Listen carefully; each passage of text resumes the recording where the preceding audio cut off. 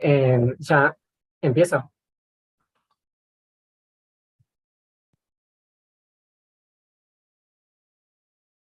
Bueno, buenos días. Muchas gracias por estar acá. Comienzo directamente con la presentación de esta tesis que se titula Transeúntes inesperados, exclusión socioespacial de las feminidades trans y de las personas con discapacidad en espacios públicos en la ciudad de Buenos Aires. Es una tesis enmarcada en el doctorado de Geografía de la Facultad de Filosofía y Letras de la UBA. Tuvo como directora a la doctora Mariana Arseno y como codirectora a la doctora Perla Suchman. Esta tesis se estructura en 4 secciones. Una primera introductoria, luego 2 secciones de resultados y por último algunas conclusiones o reflexiones finales. Para empezar, quería presentar estas 2 imágenes que son las escenas que yo describo al abrir la tesis. A la izquierda vemos una sentada de la Asociación de Travestis Argentinas en Plaza de Mayo en el 95, que se llamó Nos sentamos para poder caminar. A la derecha vemos a 2 integrantes de la Fundación Rumbos, que es una organización focalizada en los derechos de las personas con discapacidad motriz, en una protesta frente a la legislatura porteña en torno a algunos cambios en el código de edificación que afectaban la accesibilidad. Y estos en verdad son 2 escenas nada más de 2 problemáticas más amplias que voy a describir brevemente. Por un lado, las travestis y mujeres trans han sido objeto de una persecución policial sistemática basada en una criminalización más directa o más indirecta según el momento en la normativa contravencional local. Y por otro lado, las personas con discapacidad motriz o visual enfrentan infraestructuras materiales que presuponen un cuerpo promedio, entre comillas, o sea, con ciertas características motrices y sensoriales. En apariencia quizás parecen 2 grupos sociales muy diferentes, pero lo que tienen en común es, distintos grupos sociales en verdad en nuestra ciudad y en otras también encuentran discriminaciones o exclusiones en espacios públicos, pero en ambos casos acá vemos un grado realmente muy alto de dificultad, más en el pasado reciente, pero continúa en la actualidad, para poder circular por el espacio público porteño. No por características propias, sino por la forma en que se produce este espacio. Y en ambos casos esto tiene consecuencias muy profundas en sus vidas cotidianas, tanto por no poder acceder, por no poder llegar hasta distintos puntos de la ciudad, y también por no poder participar de lo que sucede en el espacio público en sí mismo. Y como consecuencia de ambos ítems anteriores es que el acceso a este espacio público se ha constituido en un objetivo central para las organizaciones políticas y sociales de ambos colectivos. Entonces, a partir de lo anterior, construimos un problema de investigación que tiene como objetivo central analizar las interrelaciones entre, por un lado, la producción del espacio público y, por otro lado, la producción, reproducción o transformación de procesos excluyentes que afectan a personas trans y personas con discapacidad. Los objetivos específicos, aquí los voy a resumir un poco al decirlos. El primero es analizar las normativas, prácticas y lógicas estatales vinculadas al espacio público que son excluyentes para ambos grupos. Segundo, analizar las implicancias de esta exclusión sobre la vida cotidiana de estos sujetos. Y por último, caracterizar las prácticas, estrategias, propuestas y lógicas de las propias organizaciones. En el segundo capítulo, que se llama Orientaciones Teóricas, primero presento un estado de la cuestión que acá voy a omitir por una cuestión de tiempos. Lo que me voy a enfocar es en la segunda parte de este capítulo, que es la articulación teórica que fui construyendo para abordar estos casos. El propósito fue contribuir a las discusiones sobre los procesos de exclusión socioespacial en espacios públicos urbanos, desde un análisis que intersectara perspectivas trans, de discapacidad y perspectivas geográficas. Entonces, en primer lugar, dentro de la geografía y disciplinas afines, vemos una literatura muy extensa sobre exclusión socioespacial, que considero que se puede categorizar como en 2 enfoques, para pensar cómo es que el espacio participa de los procesos de exclusión social. Por un lado está la literatura quizás un poco más clásica, que mira la segregación de ciertos sujetos de ciertos lugares, y lo que ahí se propone es que esta segregación invoca, pero también reinscribe preconcepciones sobre los lugares y sobre los sujetos. Más recientemente, desde el giro de la movilidad, se comenzó a pensar, bueno, quizás hay lugares que no son en sí mismos excluyentes, pero si las personas no pueden llegar hasta ellos, también resultan excluidas en cierta manera. También el espacio participa ahí de la exclusión social. Entonces se mira qué pasa con los desplazamientos, qué pasa con las personas que por X motivo no pueden llegar de un lugar a otro. Luego retomo algunos elementos que quizás no fueron pensados originalmente para pensar la exclusión socioespacial, pero para mí nos aportan a las reflexiones. Por un lado, quería presentar muy rápidamente mi perspectiva sobre el poder, la violencia y la exclusión. Aquí lo que me importa mirar es más bien las instancias estructurales o sistemáticas de producción de desigualdad, no tanto las interpersonales, por ejemplo. Acá, claro que siguiendo a Foucault, no entiendo el poder como algo que emane desde un centro, sino como algo que se ejerce de manera más capilar entre distintos actores, pero sí reconociendo que hay actores con más poder que otros, y también que se producen ciertos efectos de conjunto. O sea, no es que... bueno, Foucault lo usa para pensar más bien los efectos de conjunto que establecen una sexualidad normativa, pero acá me parece que sirve para pensar también ciertas lógicas en torno al género y a la capacidad corporal. Y de Foucault también algo que me interesó muchísimo fue retomar su idea de que el poder no solo sabe decir que no, no es solo represivo, sino que también tiene una faceta productiva, produce efectos, produce cosas. Y en ese sentido de él retomé la idea de mecanismos de ordenamiento de la población, que es el poder en su faceta productiva porque son los mecanismos que tiene el Estado para potenciar las capacidades de la población en tanto fuerza productiva, su circulación, su reproducción, su funcionamiento. Y por otro lado, también importa la faceta represiva del poder, y acá retomé otro giro reciente en las ciencias sociales, que es el giro infraestructural. Bueno, en Latinoamérica quizás tiene un poco más de tiempo que en el mundo anglosajón, donde es más reciente. Y acá considero esto me sirve para considerar el espacio público como en las facetas que afectan a ambos casos de estudio, porque por un lado la infraestructura tiene una materialidad que afecta a las personas con discapacidad, pero también la infraestructura se regula, no es que es la materialidad solamente en sí misma. Ya Milton Santos, el geógrafo brasilero, lo decía hace varias décadas. Y de los estudios de la trans y de la discapacidad, sobre todo retomo la propuesta metodológica de dar vuelta a la lupa y no mirar solamente y mirar todo el tiempo a los sujetos que son considerados como otros, que es algo que se suele hacer mucho en ciencias sociales, sino también empezar a analizar los elementos del entorno que hacen que estos sujetos sean otrificados, que sean excluidos, discapacitados. Acá claro también que después... bueno, aclarar específicamente de los estudios de la discapacidad, retomo el modelo social de la discapacidad, que a diferencia del modelo médico ya no considera que la discapacidad únicamente sea consecuencia de características de un cuerpo específico, sino que la discapacidad se produce socialmente en la interacción entre ese cuerpo y ciertos entornos.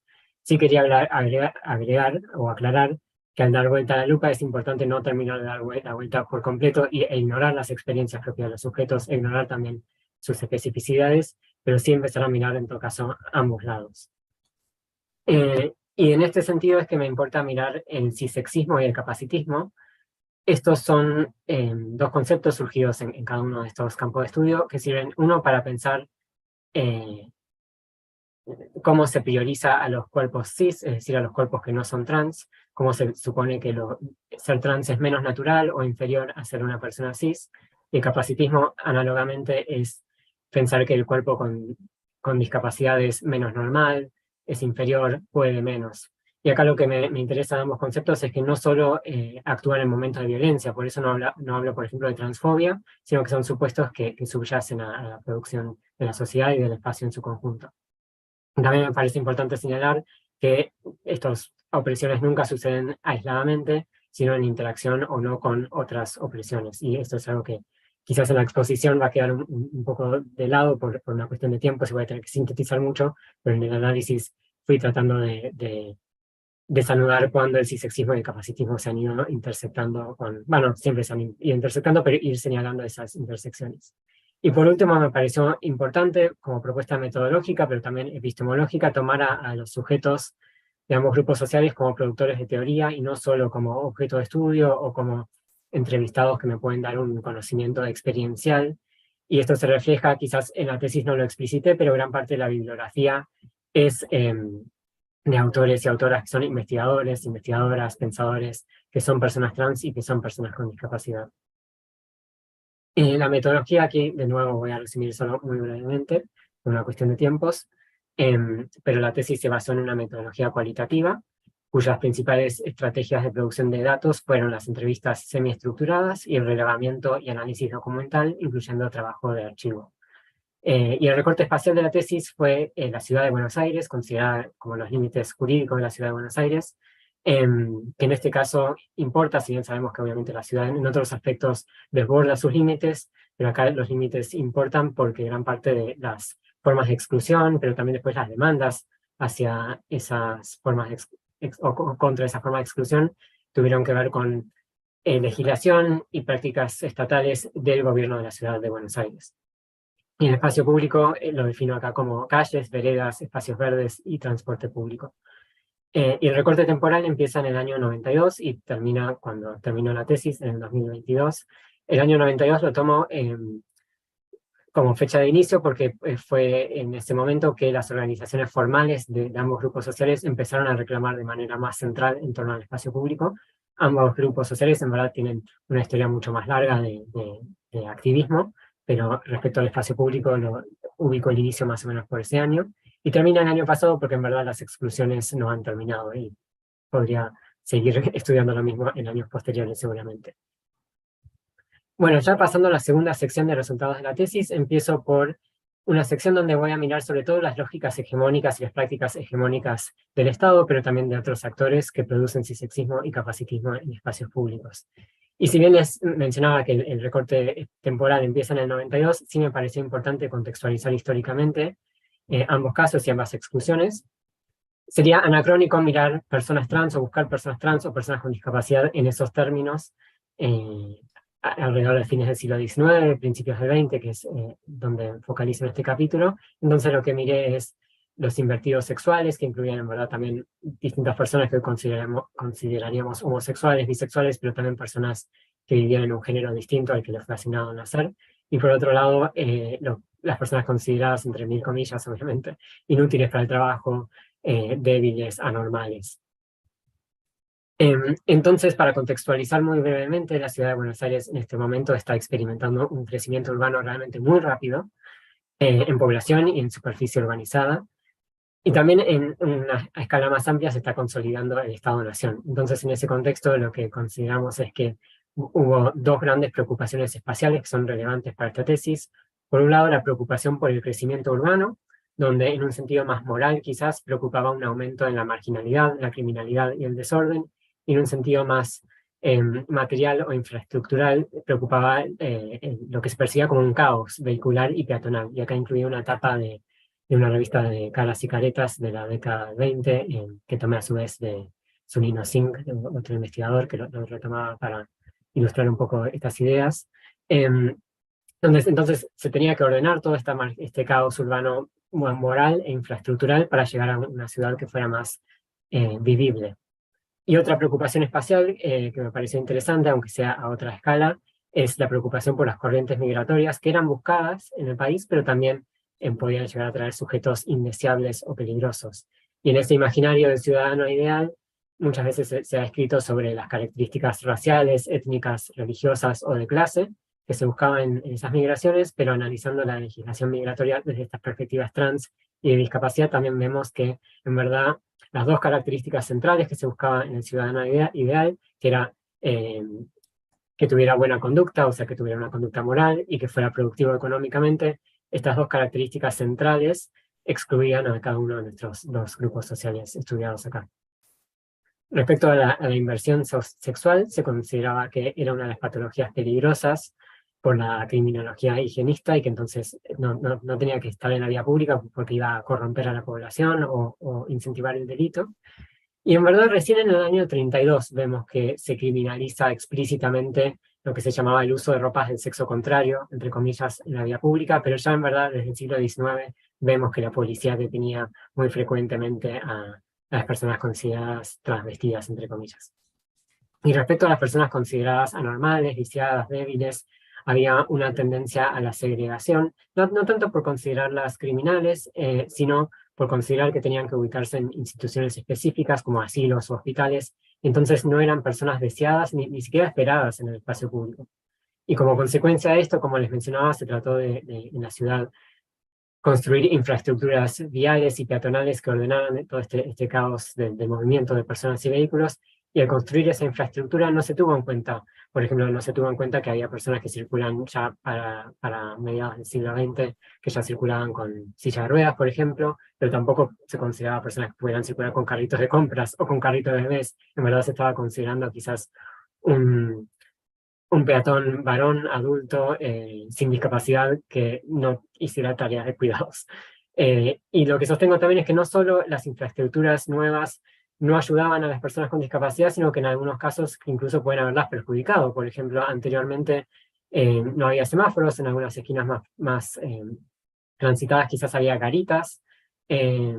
Recién a mediados del siglo XX empieza a haber semáforos luminosos en la ciudad de Buenos Aires, y justamente en verdad en la memoria oral del colectivo de personas con discapacidad visual, en este momento es donde a mediados del siglo XX se empieza a ver que se les empieza a complicar la circulación. O sea, quizás las infraestructuras que mejoraron la circulación para algunos peatones la empeoraron para otros. Y entonces, para cerrar este capítulo, quería destacar que la forma en que se construyó y también en que se reguló el espacio público, pensado como infraestructura de circulación, sirvió para conservar cierto orden social o para producirlo también, y para sostener la productividad de la ciudadanía, para poder que se pudiera circular y que el caos de tránsito no frenara toda la ciudad. Y por eso sostengo que se puede pensar en estas intervenciones en el espacio público como mecanismo de ordenamiento de la población, o sea, como mecanismos de potenciar las capacidades de la población, pero solo cierta población.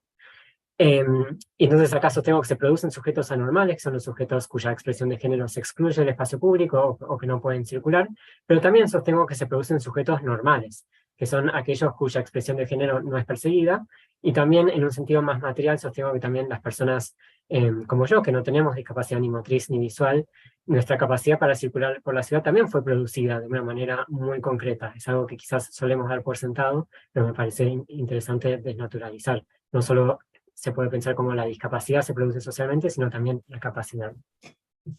Los siguientes dos capítulos exponen por separado la exclusión de personas trans y de personas con discapacidad. Acá brevemente sí voy a mencionar, describir algunas cosas específicas de cada caso, pero puse los capítulos juntos porque las reflexiones finales las quiero hacer en conjunto. En primer lugar, analizamos las lógicas cisexistas que han subyacido a la producción del espacio público, y acá podemos ver, por ejemplo, la legislación en la ciudad de Buenos Aires que fue criminalizando de distintas maneras a las feminidades trans. Primero, explícitamente y directamente con el edicto policial contra el uso de ropas del sexo contrario, pero después, a fines de los 90, cuando se autonomizó la ciudad de Buenos Aires, se derogaron los edictos, entraron en vigencia dos códigos contravencionales, primero uno, después se derogó, se reemplazó por otro. En estos códigos contravencionales, que siguen vigentes hoy en día, ya no se criminaliza el travestismo en sí mismo, pero sí la oferta de sexo en la vía pública, considerando que es algo que altera la tranquilidad pública. Y ahora voy a explicar por qué considero que es una criminalización indirecta de las feminidades trans en general. Aparte de la legislación, bueno, la legislación obviamente no se plasma directamente y automáticamente en la realidad, sino fuera por las prácticas, en este caso policiales, que la implementan. Y hasta la década del 90 lo que vemos es una persecución generalizada hacia las feminidades trans, gracias a este dicto que directamente, o sea, cualquier feminidad trans en el espacio público podía ser considerada criminal, pero ya en los 90 y desde la derogación de los edictos también, lo que vemos es que muchas veces se criminalizó a feminidades trans por supuestamente estar ofreciendo sexo en la vía pública, pero aún si no lo estaban haciendo, simplemente por asociar en el imaginario popular a esta población con esta actividad, o simplemente como una forma de, bueno, si ya no se puede criminalizar por uso de ropa del sexo contrario, bueno, al día siguiente que se derogó ese dicto, se continuó deteniendo a las personas, pero ahora teniendo que apelar a otra contravención. Pero sí lo que vamos viendo a lo largo del siglo XXI y sobre todo en la última década es esta persecución generalizada tal vez ya no existe de esa manera, sino que se concentra en algunas travestis y mujeres trans en específico, sobre todo aquellas que son efectivamente trabajadoras sexuales de modalidad calle, o que son migrantes o que son de sectores populares. Entonces, en verdad, si vemos a quienes pertenecen a uno o todos estos, tienen una o todas estas características, lo que vemos es en verdad una situación muy, muy similar a lo que se vivía en los 90. Pero si miramos la experiencia de otras personas, ya no. Y en esta tesis quería aclarar que miré sobre todo la legislación y prácticas que vienen del Estado, porque esto es lo que las organizaciones indican que es lo que más produce exclusión en el espacio público, pero igual también nos interesó mirar en la tesis qué pasa con las interacciones con otros transeúntes, y en el caso de personas trans vemos experiencias mucho más diversas cuando las comparamos con las experiencias con la policía. Hay experiencias negativas, pero también experiencias positivas e incluso de solidaridad de clase, por ejemplo, en algunos momentos y en algunos barrios de la ciudad, en barrios populares, por ejemplo. Y sí quería resaltar, más allá de esta síntesis más empírica, dónde es que observo el cisexismo en lo mencionado.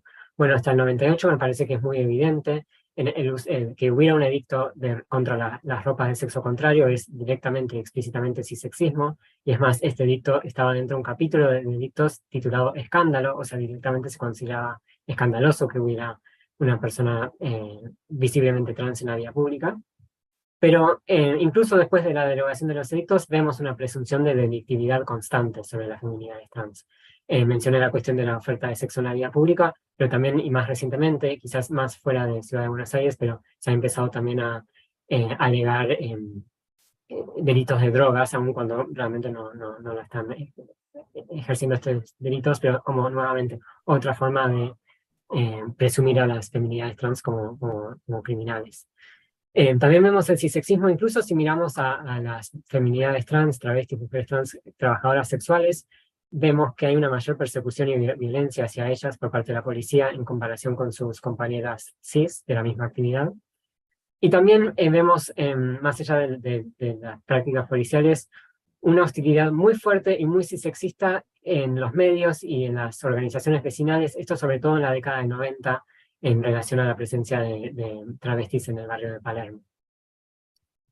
Y respecto a personas con discapacidad, entonces lo que miramos fue las lógicas capacitistas, o sea, de manera análoga al capítulo anterior, pero tratando de ver qué lógicas capacitistas subyacen a la producción del espacio público.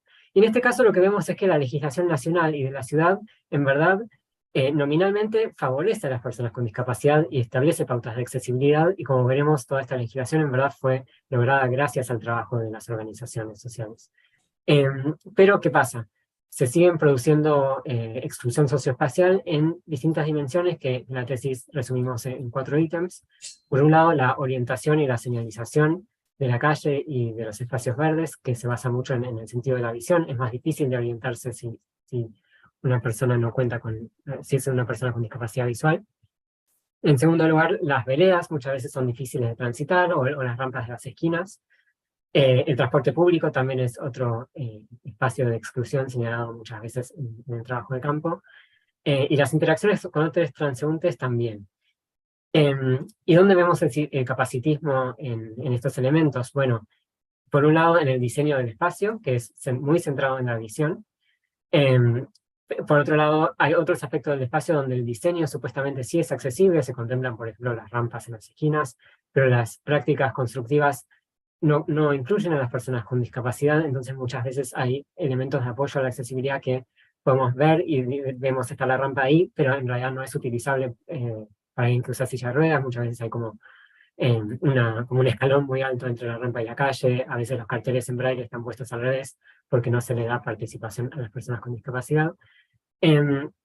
Pero también quería señalar que la falta de accesibilidad no solo es una cuestión de falta de conciencia, sino que muchas veces hay una conciencia muy clara acerca de las necesidades de accesibilidad. Por ejemplo, en el subte hay demandas judiciales incluso, pero se considera muchas veces que producir accesibilidad es una carga económica y de tiempo que no vale la pena o que conviene postergar a futuro.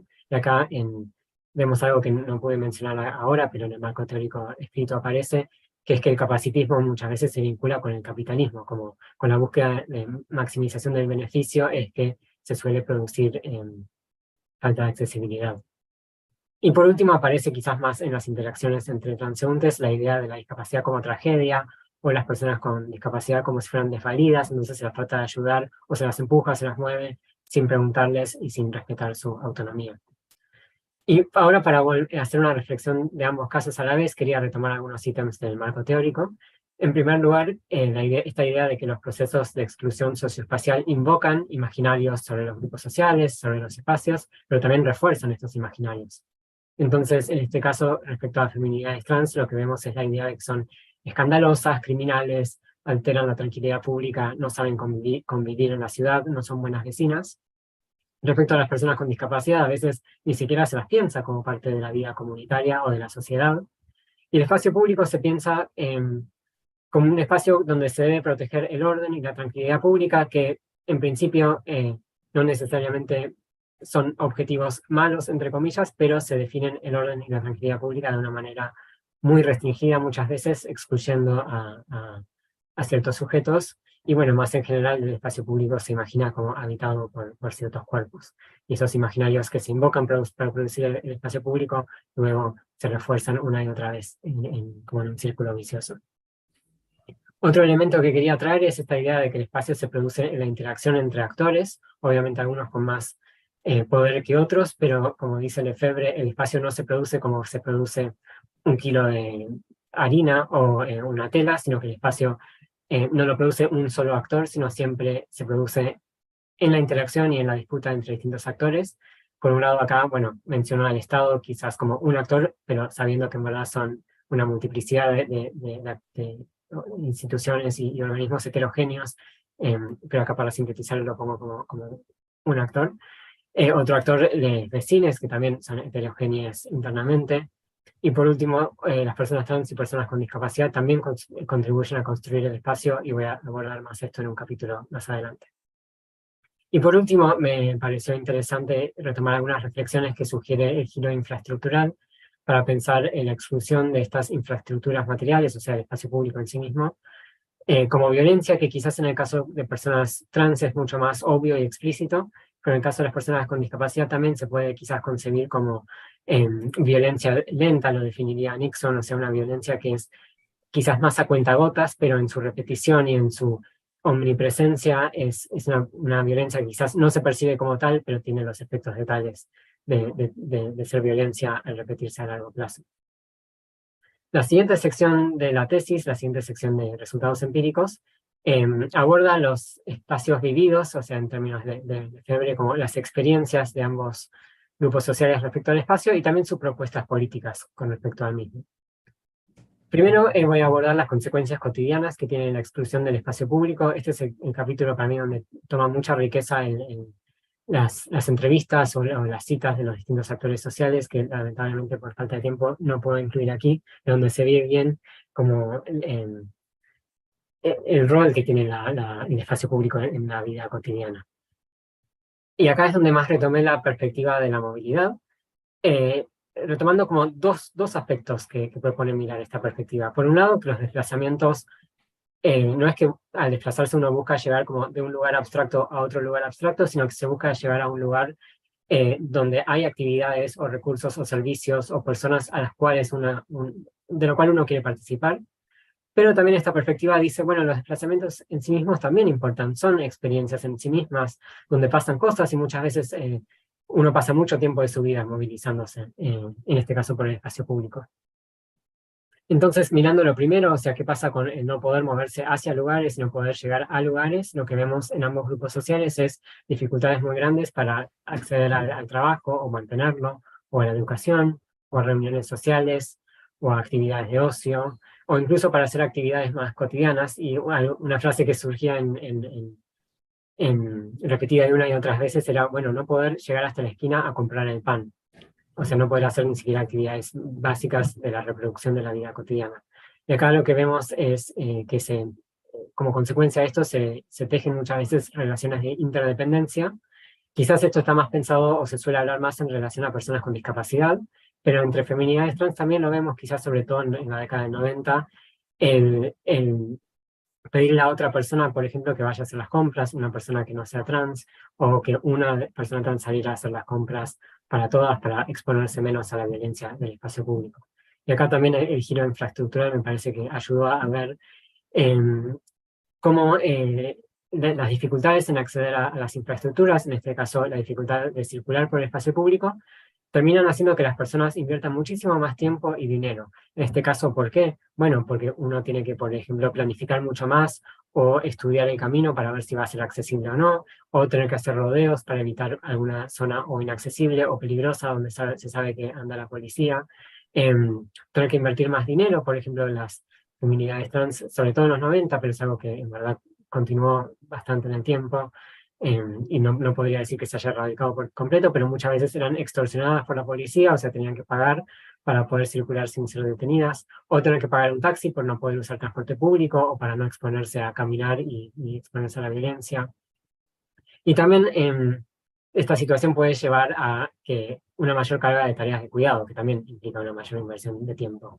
Quizás el ejemplo paradigmático de esto sería entre travestis en la década del 90, lo que se llamaba el bagallo, el preparar un paquete de comida, artículos de higiene para llevar a las compañeras que estaban detenidas. Entonces, no solo es una mayor carga de tiempo y dinero para cuidarse a sí misma, sino también para cuidar a la otra. Y bueno, pasando ahora a en los desplazamientos como algo que importan en sí mismo, en ambos grupos vemos en el trabajo de campo aparece el deseo de poder disfrutar más del espacio público, poder circular o terminar en algunos casos haciendo más actividades de ocio adentro de los hogares o de las pensiones para, por no poder simplemente disfrutar de un paseo, de estar en el parque.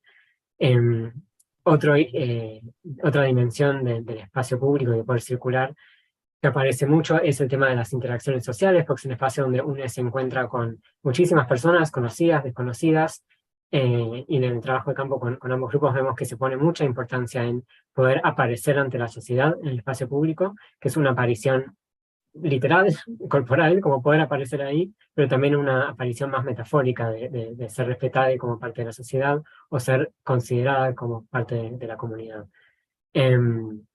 Y por último, en ambos grupos también aparece como una mención a las movilizaciones políticas, o sea, simplemente poder, o aparecen las dificultades para participar en algunos casos de movilizaciones políticas, por no poder acceder tanto al espacio público, y no solo movilizaciones propias de ambos colectivos, sino movilizaciones también por agendas más amplias en torno a derechos humanos u otras cuestiones. El último capítulo empírico de la tesis busca analizar las luchas por el espacio público desde los movimientos sociales de ambos colectivos. Acá nuevamente voy a sintetizar muchísimo, porque creo que voy bien con el tiempo igual. Lo que considero es que ambos movimientos proponen lógicas alternativas para el espacio público.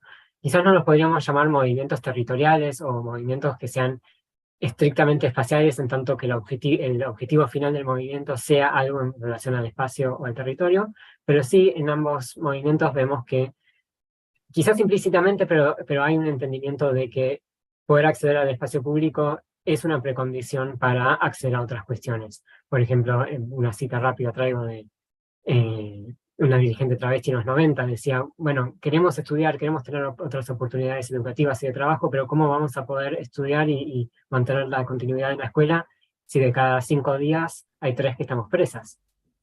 Entonces, para mí acá aparece quizás una coincidencia entre esta visión de los movimientos con lo que esta frase del geógrafo brasilero López de Sousa, que es pretender cambiar las relaciones sociales sin cambiar la organización espacial sería más que inútil, un verdadero contrasentido. Entonces, como les mencionaba, para ambos colectivos lo que vemos es desde los 90 organizaciones más formales, obviamente antes también hay otros activismos, pero desde los 90 vemos organizaciones que por un lado son más formales y que en segundo lugar focalizan de manera más clara en el espacio público y en tratar de ampliar el acceso al espacio público. Esto lo han tratado de hacer con distintas acciones. Por ejemplo, ambos grupos buscaron incidir políticamente en la Convención Constituyente de la Ciudad de Buenos Aires en el 96, cuando se autonomizó la ciudad. En el caso de las feminidades trans, luego también se buscó incidir en la redacción de los códigos contravencionales. Y en el caso de las personas con discapacidad motriz y visual, se intentó incidir en los códigos de edificación. Y de hecho se logró. Bueno, al derogarse los edictos policiales, los códigos contravencionales no volvieron a tener un artículo contra el travestismo, y el código de edificación a principios de los 2000 se modificó, de hecho, para introducir ciertos lineamientos de accesibilidad, como por ejemplo el hecho de que haya rampas en cada esquina en la ciudad de Buenos Aires, se debe a esta ley, y más recientemente igual el código se modificó, redujo especificaciones de accesibilidad, pero ahí también estuvieron las organizaciones tratando de evitar esto. Y más allá de la legislación, como mencionábamos, parte de la exclusión no es solo vinculada a la legislación, sino a las prácticas estatales.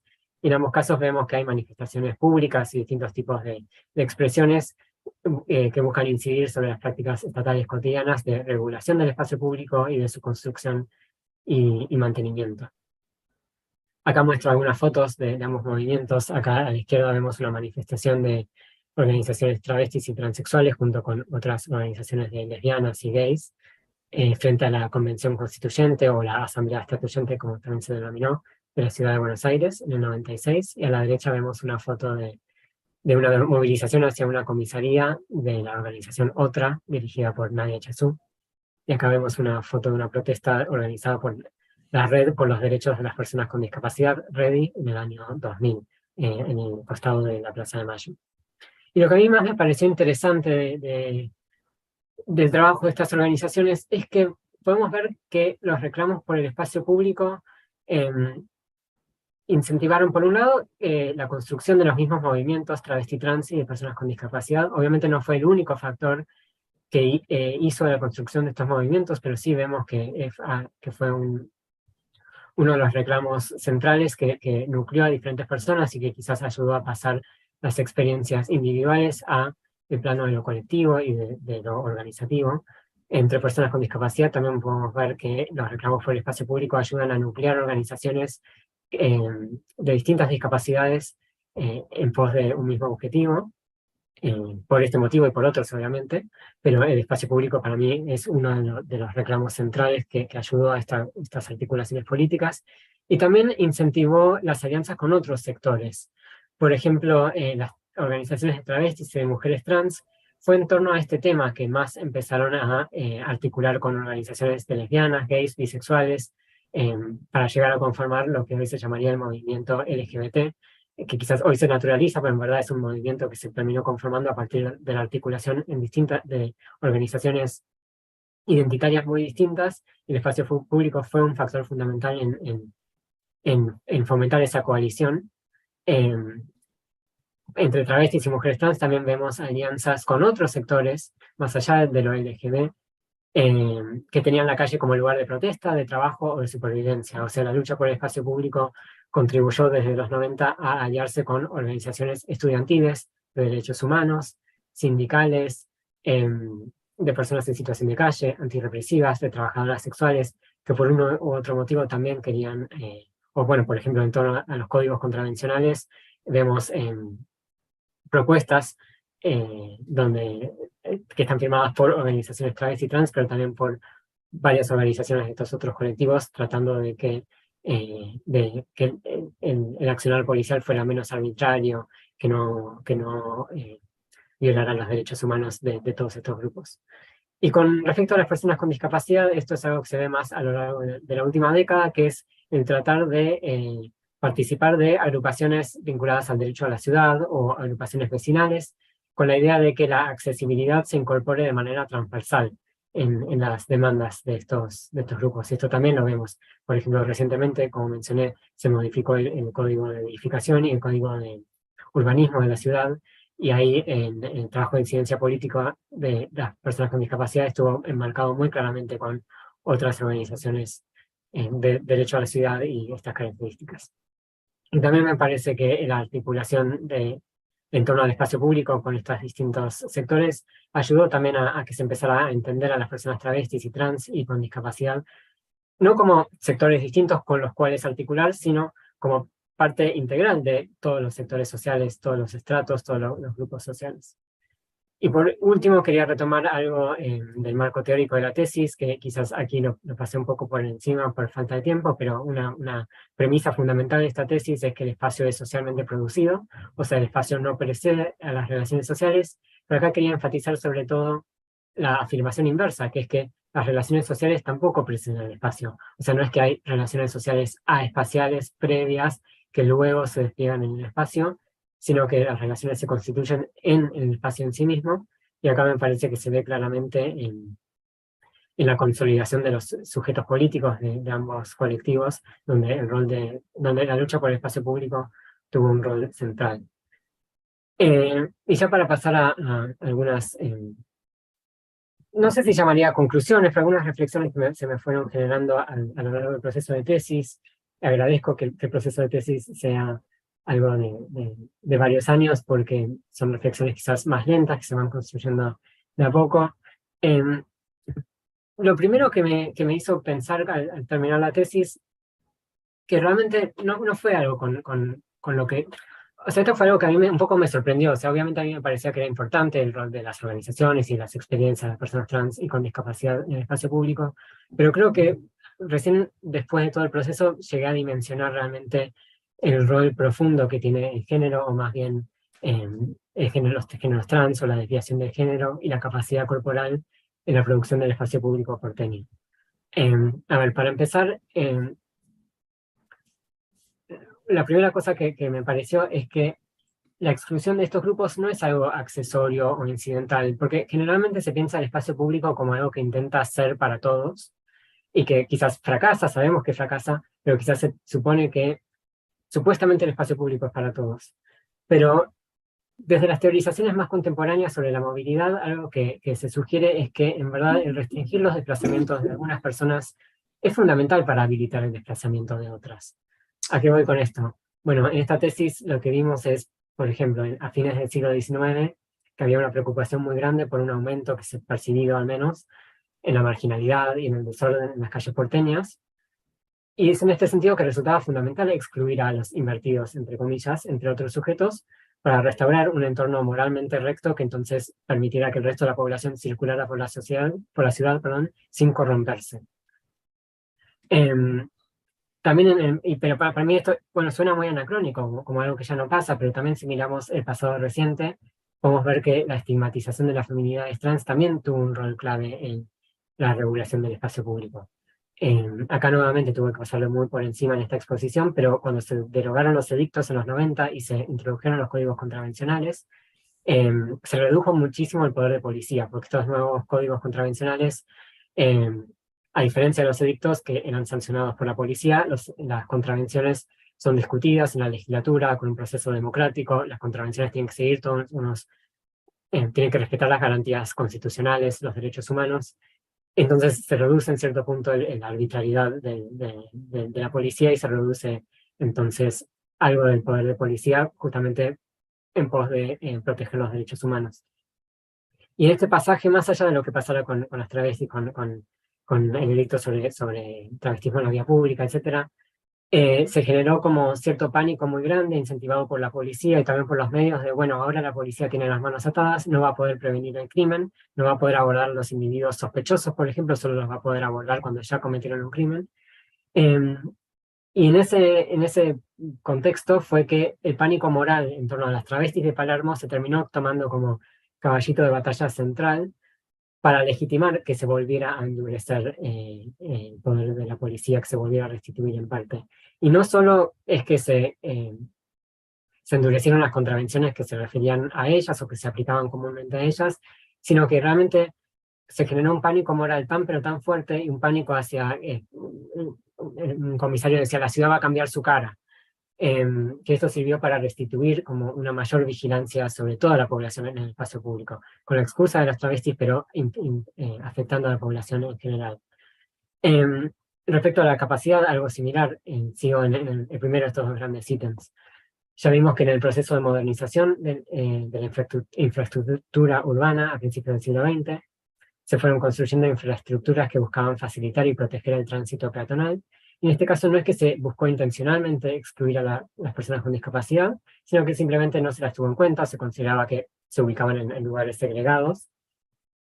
Pero ahí es donde vemos que en la infraestructura que facilitó la circulación de cierta parte de la población, como ya mencionábamos antes con el ejemplo de los semáforos, no solo no consideró a las personas con discapacidad, sino que al no considerarlas, no solo no se agregaron apoyos a la accesibilidad, sino que se implementaron formas de circular por el espacio público que las empezaron a excluir más todavía. Bueno, incluso más allá del tema de infraestructura, vemos que el aumento del tránsito vehicular es algo que genera un espacio público más difícil de circular para personas con discapacidad visual, personas mayores que quizás no llegan a cruzar a tiempo las calles, etc. Pero son dificultades que no son naturales o propias de los cuerpos, sino dificultades socialmente creadas. Y el segundo sentido en el que me pareció entender, que también me terminó sorprendiendo, es que, a ver, yo empecé la tesis obviamente pensando que era muy importante el trabajo de las organizaciones trans, travestis y de personas con discapacidad, pero recién al finalizar toda esta investigación tomé la dimensión de realmente el impacto que tienen estas organizaciones en el espacio público tal como lo conocemos hoy en día. Entonces, respecto a organizaciones travestis trans, como les fui mencionando, fueron actores en la lucha contra la arbitrariedad policial, en actores centrales en tratar de que los códigos contravencionales y el accionar policial se alinee con los derechos humanos y los derechos civiles. Pero realmente no fue hasta que me puse a leer bibliografía más amplia sobre el poder policial más en general que dimensioné la centralidad que tuvieron estas organizaciones. Una y otra vez las investigaciones que uno lee sobre el poder de policía y sobre estos cambios en lo contravencional en Ciudad de Buenos Aires, se menciona una y otra vez a las organizaciones travestis y trans como actores clave en las luchas en torno a los delitos. Se pone a las travestis y mujeres trans y al lado de organizaciones de derechos humanos más en general, como el CELS, por ejemplo, CORREPI, pero en un nivel realmente de centralidad muy importante. Y con las organizaciones de personas con discapacidad lo mismo, como les fui mencionando en la legislación en torno a accesibilidad en la Ciudad de Buenos Aires, se la debemos a estas organizaciones, y eso incide muy claramente en la materialidad del espacio público tal como lo vemos cada vez que quienes vivimos en la ciudad o la transitamos salimos a la calle. El hecho de que en cada esquina haya una rampa es gracias al trabajo de estas organizaciones y no solo ayuda a quienes usan silla de ruedas, por ejemplo, sino, por ejemplo, yo voy de compras con Changuito, a mí me ayuda en cada esquina que haya una rampa. Quien usa carritos de bebé, por ejemplo. Entonces, cualquier persona que haga tareas de cuidado, también esto resulta facilitado por el trabajo de estas organizaciones. Una segunda, van a ser 3 diapositivas de conclusiones, voy adelantando porque sé que estoy apenas pasado el tiempo. Esta segunda diapositiva, acá lo que quiero enfatizar es la utilidad de los conceptos de cissexismo y capacitismo para captar la especificidad de las opresiones hacia ambos grupos. Por ejemplo, podríamos haber tomado violencia de género, hubiera servido hasta cierto punto, pero le hubiera faltado un poco para captar la especificidad de, bueno, la violencia de género, pero que ocurre específicamente hacia personas trans. Y también estos conceptos sirven para desnaturalizar algunas lógicas subyacentes al espacio público, como la desnaturalización que les vengo proponiendo respecto a cómo la infraestructura peatonal produce capacidad para unos a la vez que produce discapacidad para otros. Sí quería aclarar algunas advertencias respecto al uso de estos conceptos, es que sí o sí es necesario usarlos en perspectiva interseccional, entendiendo que no es solo que estas opresiones se suman a otras, que no es lo que propone la interseccionalidad, sino que lo que propone es entender que estas intersecciones siempre se anudan con otras. Por ejemplo, el ser una mujer con discapacidad va a llevar a situaciones específicas, como por ejemplo que las toquen muchísimo en el espacio público tratando de moverlas de una forma mayor a quizás otras personas con discapacidad, o sea, varones con discapacidad, pero también de forma mayor a las mujeres sin discapacidad.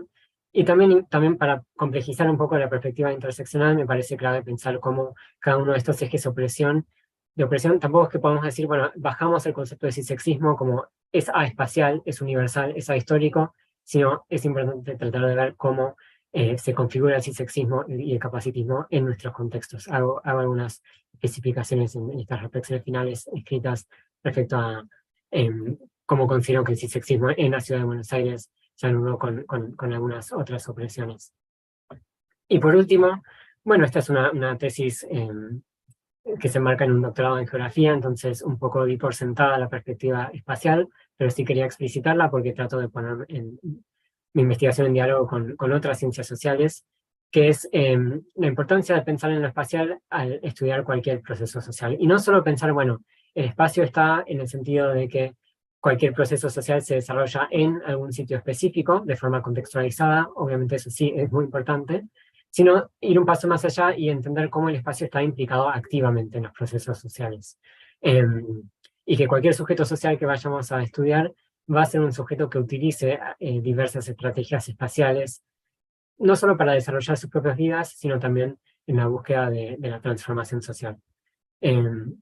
Bueno, les agradezco su tiempo por escucharme. Aquí voy a sintetizar no solo por una cuestión de tiempo, sino para no ponerme muy emotivo, pero un agradecimiento inmenso a mis familiares, mi pareja, mis amistades, colegas, entrevistades, jurados, directoras, docentes, estudiantes. Realmente una tesis, ahora entiendo por qué siempre dicen que es un emprendimiento colectivo, no es solo una producción individual, y realmente lo es. Muchas gracias y bueno, dejo de compartir.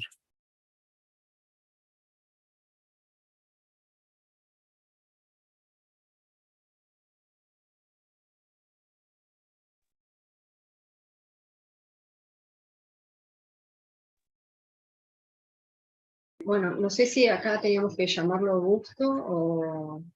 Sí, dijo que Fran, ahora que tome un poquito de agua, le mande mensajito por WhatsApp. No, ahora no, gente, ahora es los comentarios. Okay.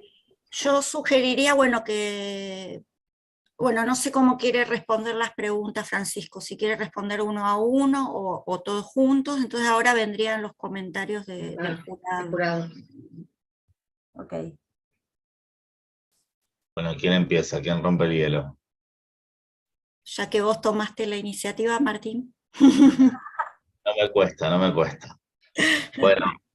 Bueno, Francisco, algunas cosas te adelanté en el predictamen y otras voy a sumarlas. Ninguna es para que te preocupes, digo, estoy tratando de pensar que esto es un espacio de charla y que ojalá te vayas con nuevas ideas después de 5 años o todo lo que te haya llevado a hacer una tesis doctoral. Bueno, voy a repetir algunas cosas del predictamen. Cuando a un jurado le llega una tesis, es como, bueno, es un riesgo, ¿no? Sobre todo en tiempos de verano y decís, ¿por qué me metí en esta? ¿Por qué acepté? Puede arruinarte momentos de la vida muy placenteros, pero te digo que tu tesis, la verdad, a mí me gustó mucho leerla.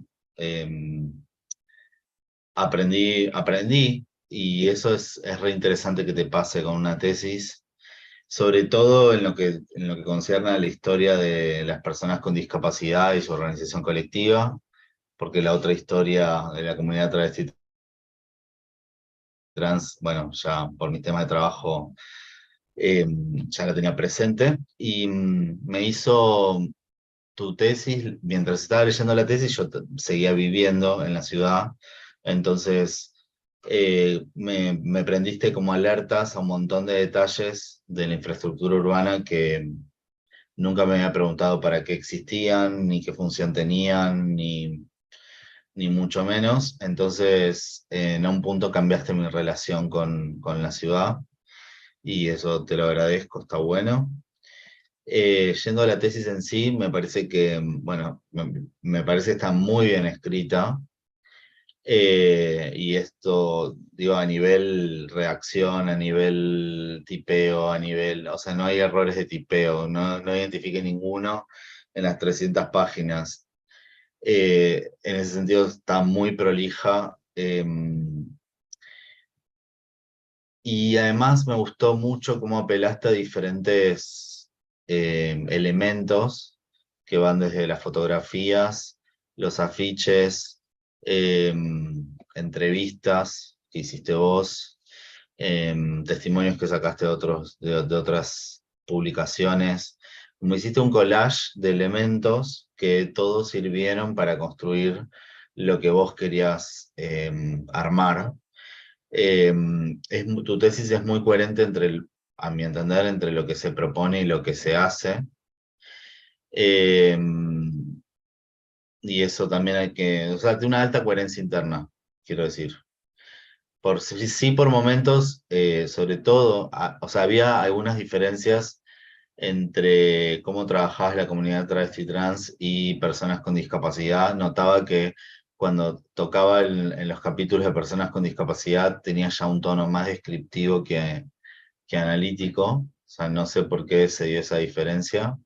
Igual nada muy importante, o sea, no es grave. pero veía ahí algo, por eso te pedía en el predictamen, bueno, cuando tratá de traer más tu marco teórico a la hora de presentarlo. Otra cosa que me parece re interesante y que yo coincido ideológicamente y el para qué investigamos, de poner la lupa en las estructuras productoras de desigualdad y no en los sujetos ni en los grupos. Entonces, tu énfasis en las lógicas capacitistas, en las lógicas y sexistas para producir espacio, me parece como uno de los grandes aciertos de tu planteo. Se nota en la tesis y ahora lo volviste a decir en tu presentación. Bueno, dicho todo esto, voy a hacerte algunos comentarios que no estaban en el predictamen y obviamente por mis temas de trabajo, quizás ya te lo imaginarás, hay un tema para mí hay un tema con el concepto de espacio público. Para mí ahí podría, si querés a futuro, seguir con estas temáticas, que me imagino que sí. Podrías darle una vuelta de rosca más porque... sobre todo porque no retomaste el debate que hay en la diferencia entre los conceptos de espacio público y espacio urbano. Sobre todo te lo digo porque vos trajiste la tríada espacial del EFEB, entonces me parece interesante que espacio público quede más asociado al espacio concebido, es decir, al espacio del poder, y no solamente el espacio público como vos definís calles, veredas, como lo compartido, sino más bien a una construcción política del espacio público, de los urbanistas y las gestiones públicas. En tu tesis muchas veces se trata como sinónimos espacio público y espacio urbano, entonces creo que sería interesante marcar una diferencia, sobre todo para lo que vos querés ver, que son, bueno, de dejar al desnudo las lógicas del poder, ¿no? Del cisexismo y el capacitismo a la hora de producir espacio. Bueno, en esa línea te recomiendo, si te interesa, a Manuel Delgado Ruiz, ¿no? Para marcar esta diferencia, para marcar un matiz, ¿viste? Lo que te decía, creo que también te decía en el predictamen, es que tu tesis, o sea, tenés un marco teórico muy exhaustivo, tenés un buen trabajo de campo en los dos casos que decidiste analizar, pero no te animaste a crear conceptos propios, ¿no? Y creo que está todo para que eso lo puedas hacer, para que vos le pongas tu propia impronta con tus conceptos, que te animes a dar ese paso. A veces pensamos que es demasiado atrevido hacerlo, pero bueno, es una tesis doctoral, ya hay todo un recorrido que te permitiría a vos crear lo propio y marcar tu propio camino, ¿no? Y que seas reconocido a partir de lo tuyo.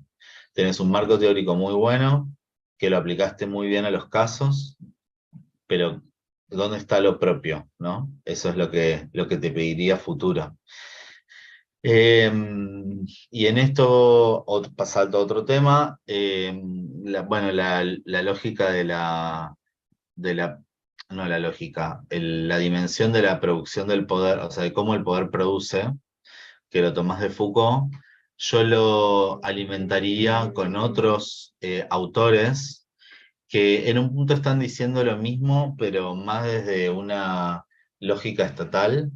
Muchos de ellos y ellas provienen del trabajo social y creo que te abonaría muchísimo para pensar cómo el Estado produce sujetos, o sea, el cómo, ¿no? O sea, qué mecanismos inventa el Estado para producir sujetos normales y anormales, y sobre todo en esa diferenciación, bueno, ¿quién merece la atención del Estado, ¿no?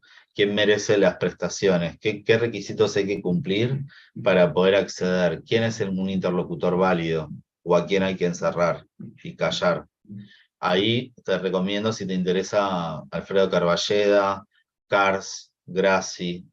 Bueno, son algunos de los autores que me parece que irían por ahí. Y además son todos autores y autoras de esta parte del mundo, de Argentina. Te quería preguntar, en la parte metodológica, que lo volví a leer porque dije, bueno, por ahí lo entendí mal, pero vos diferenciás con un criterio que no termino de entender, las fuentes primarias y secundarias. Entonces te pediría si me podrías explicar un poco qué es para vos una fuente primaria y qué es una fuente secundaria, sobre todo porque quizás es una cosa disciplinar, no lo sé, pero a mí me parece que vos trabajás, o sea que hay veces que estás marcando diferencias entre que estoy en la página 77 en particular, hay cosas que vos llamás como fuentes primarias que para mí serían secundarias. Simplemente una curiosidad mía, porque quizás haya otro criterio para definir qué es primario y qué es secundario y yo no lo conozco. Y yendo más a tus resultados, me parece que es súper interesante que hayas podido demostrar que la persecución en tiempos más del presente tiene que ver más con las identidades de género que con la práctica de la oferta de sexo a cambio de dinero. Me parece que es un hallazgo importante a partir, creo que vos ahí estabas analizando gráficos, estadística, pero creo que no le terminás de sacar el jugo, como bueno, esto es un aporte muy grande que estoy haciendo. Eso por un lado. Y por otro lado, o sea, uno podría decir, ¿por qué Francisco se mete con dos poblaciones que en principio no tienen nada que ver? Pero justamente en tu análisis y en tus resultados me parece que lo interesante es que uno termina de decir de leer la tesis y decís, claro, o sea, no es que no tienen nada que ver estos dos grupos, están totalmente atravesados por una misma problemática, que es el poder conquistar el espacio urbano, que el espacio urbano tenga su impronta, que responda a sus necesidades.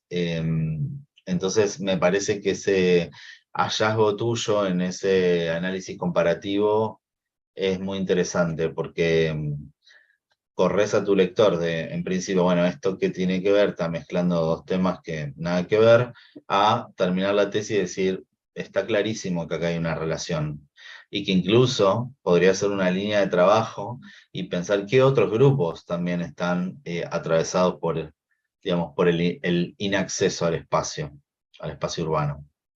Así que bueno, por ahí van mis comentarios.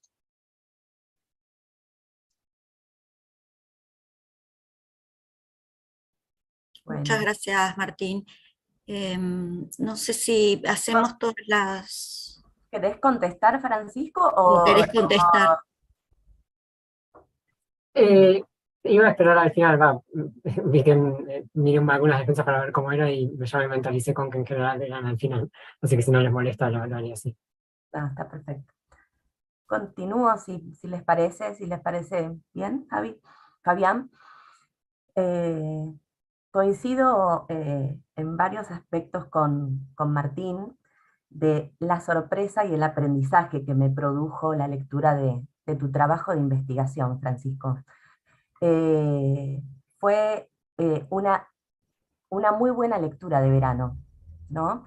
En mi caso en particular, aproximarme a estas dos organizaciones, a estos dos colectivos sociales, pensándolos transversalmente a partir de este derecho a la ciudad, a poder transitar la ciudad, a poder circular por la ciudad, me sacudió una suerte de reflexiones que yo tenía por ahí un poco cristalizadas sobre la eficacia de las políticas públicas en esto que te señala Martín del espacio urbano, ¿no?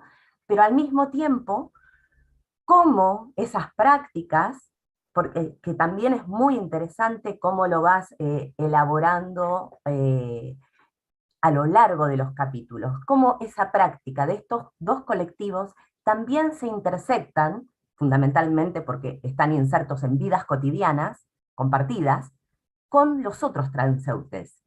Eso, el agregado de las relaciones espaciales en tanto movilidad, en tanto infraestructura, con los otros transeúntes, es lo que con más ganas me quedé. Digo que también podría ser una apuesta de investigación a futuro, a continuar, ¿no? Como una línea de investigación que podría desprenderse de esta excelente tesis con un maravillosísimo, profundísimo estado de la cuestión, que realmente te felicito, y también por cómo lograste construir, elaborar, casi artesanalmente, ese trabajo de campo, ¿no? Con esto que ya vas a explicar sobre las fuentes primarias y las fuentes secundarias. Pero esa mixtura que haces, esa puesta en relación de los distintos archivos periodísticos, fotografías, entrevistas, incluso la elaboración de los mapas, ¿no? De las detenciones policiales, digo, toda una suerte de elementos, de herramientas que ayudan a la comprensión del lector sobre tu problema de investigación que planteas. Me llamó mucho la atención también la precisión con la que vas desarrollando esa matriz conceptual, ¿no? Con los distintos niveles analíticos que propones, con sus variables, con sus indicadores, con subindicadores, ¿no? Porque también se desprenden algunas cuestiones muy particulares. Eh, Cómo todo eso lo vas construyendo a partir de estos giros, ¿no? El giro de la movilidad, el giro infraestructural, que me pareció muy interesante, también para desnaturalizar la propia materialidad del espacio público urbano, en este caso. Y también me hizo pensar en el transporte público de pasajeros, algo que por ahí tenemos tan incorporado por el uso, ¿no? El uso habitual que tiene cada uno en su vida cotidiana, que uno no advierte estas cuestiones que vos nos planteás en la tesis, y por eso digo que aprendí a mirar de otra manera, ¿sí? Yo me quedo con esta coherencia en el discurso de exposición, con esta gran coherencia que tiene tu discurso de exposición, cómo has logrado encadenar de manera también muy agradable a la lectura tus distintos niveles analíticos del problema. Y me quedo con ganas, que se van a orientar por ahí mis preguntas, pero más que nada es porque me interesa como la trastienda de esa investigación, ¿no? Lo digo a los autu. Esa trastienda, porque me quedé con la presentación, ¿no? Que vos hacés en la tesis, en donde contás cómo te fuiste comprometiendo y participando con estos colectivos. Y ahí de manera ineludible lo que pensé es en esta cuestión que transmitimos en metodología, que aprendimos en metodología de la co-constitución entre el sujeto y el objeto de investigación. Entonces, este involucramiento que se nota muchísimo en tu escritura, sobre todo también por el cariz político, ¿no? Que pones, haces visible, que pones en valor en la tesis, pero al mismo tiempo te incluye. Se nota eso en la escritura, hay como una profundidad del sujeto de investigación y una profunda involucramiento, perdón. Y ahí pensaba en esta relación entre estos poderes productivos, en los que vos te referís en la tesis, pero también en su relación con el saber. Y esto que traes de que estás hablando de sujetos también epistémicos, que están produciendo conceptos, que están interviniendo en cuestiones políticas como ordenamientos particulares, y hay una participación activa en distintos niveles institucionales, ¿sí? En la ciudad. Y eso me parece sumamente virtuoso, que lo hayas podido transmitir primero captar, analizar y poder transmitirlo en tu investigación. También pensaba en esta báscula, ¿no? Porque se participa, quizás ahora en estos últimos años, de una manera, y se corre un poco la marginación que de manera histórica, como muy bien reponés en el capítulo, de manera histórica, de manera contextual, vino armándose de esa manera, ¿no? Y me parece que volver la atención sobre estas cuestiones, sin lugar a dudas, te va a permitir armar potencialmente un ámbito de trabajo de investigación más adelante, ¿no? Estoy pensando en tus tareas como investigador más adelante, cosa que me enorgullece muchísimo porque, bueno, te conozco hace muchísimo tiempo también, ¿no? Y eso es hermoso, es maravilloso que ocurra. Hay una cuestión, la primera era esta, ¿no? Que si podés reponer un poquito y contarnos un poquito cómo fue tu aproximación a estos colectivos, ¿sí? Y si seguís trabajando con ellos, a mí me interesa particularmente. Y después, lo otro que te quería consultar era, cuando hablamos de los otros transeúntes, o incluso del organismo policía, si en algún momento había surgido la posibilidad de entrevistarlos sobre estas cuestiones, pero simplemente como de husmear en cómo fuiste armando tu proceso de trabajo de campo y tu acceso a informantes particulares, interesantes, y que te aportaran, por supuesto, a tus reflexiones. Me parece también muy interesante el recorte temporespacial.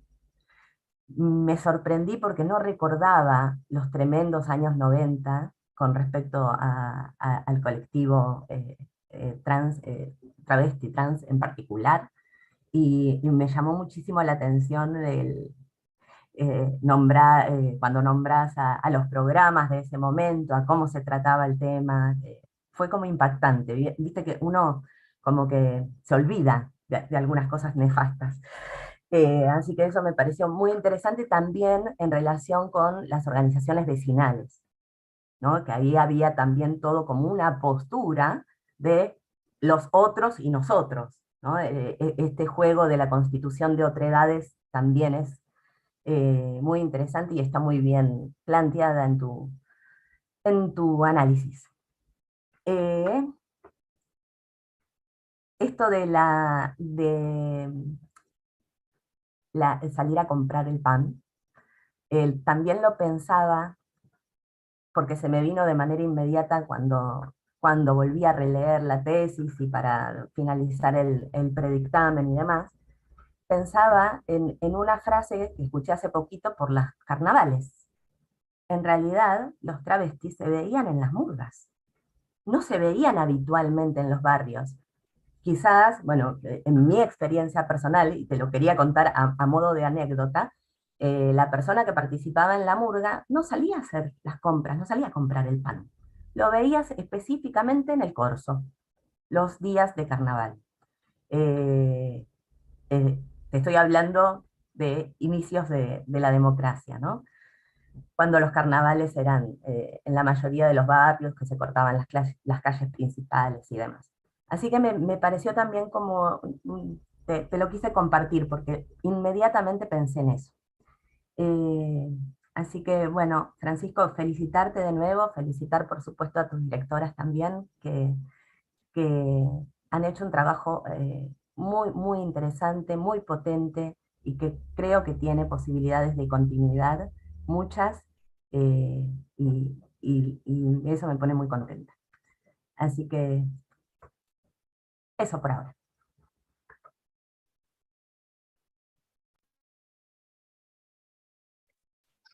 Bueno, Pues, primero quiero agradecer la invitación a a poder leer esta tesis, con la cual realmente tenía mucha expectativa.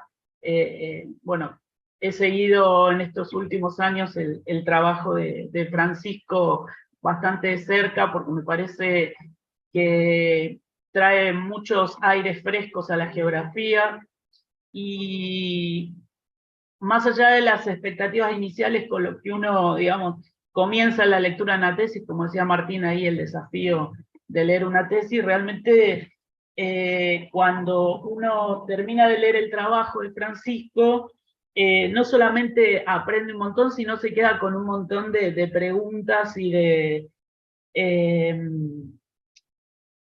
reflexiones, ¿no? Así que bueno, voy a tratar de sintetizar algunas cosas, pero son muchas